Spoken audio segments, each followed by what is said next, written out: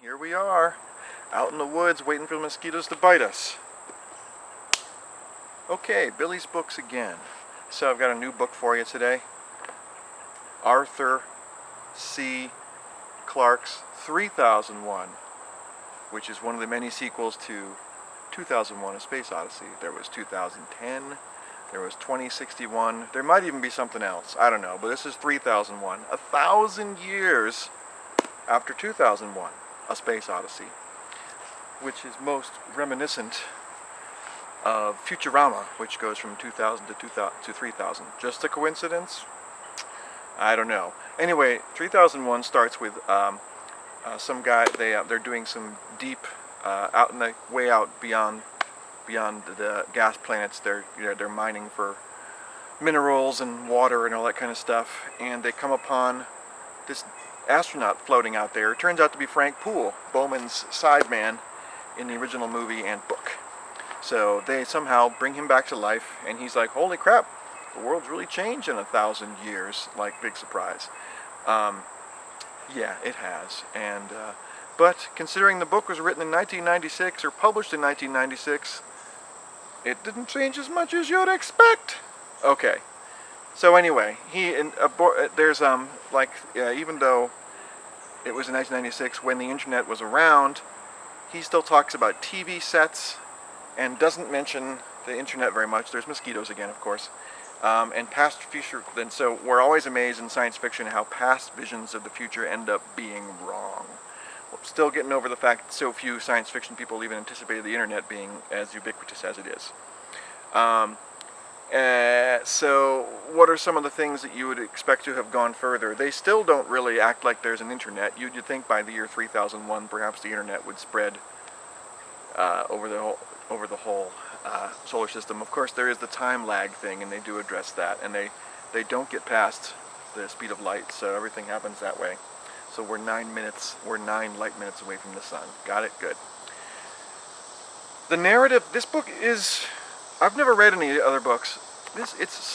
Considering, we all know 2001 from Stanley Kubrick's masterpiece, I have a feeling that he's a better filmmaker than Clarke is a writer. I mean, I like some of his books. Rendezvous with Rama is a good example. But this isn't that great a book. It's interesting, and I'd read it again if I hadn't already read it once, because it's interesting as a follow-up to their stories, but it's not brilliant. And towards the beginning, he ends up spending a lot of time in one of those where the orbit matches the geosynchronous towers that just and so they take the tower from the geosynchronous point all the way up, and there's a big weight at the end, so it orbits around the same speed, and everyone lives in those towers. And then also because of the towers, they don't need to use rockets to get off the Earth. They just slowly clink their way up, and then from orbit, they just take off. It's very fuel efficient. So he hangs out a lot of time in there, but sometimes some of his stories, he starts telling his stories, and you don't know where he is because the guy isn't mentioning the passage of time or the movement of bodies. So that gets a little ambiguous for a while. The interesting thing that they do have in the year 3001, which seems to be ubiquitous, is the brain cap. Everyone has a brain cap. So they have these things that are sort of caps that are built into their brain, and they're installed, and it's like a computer connection or anything like that. They still have cables, which is funny. You'd think they'd have Bluetooth by then. Didn't seem to invent Bluetooth or have it built in because everything's so tiny. Didn't do that. The book is also a little bit preachy about certain issues like meat eating versus vegetarianism. Circumcision comes up, which I thought was interesting. Frank Poole is circumcised. They seem to have given that up in the future because hygiene is no longer necessary, or at least primitive hygiene is no longer necessary.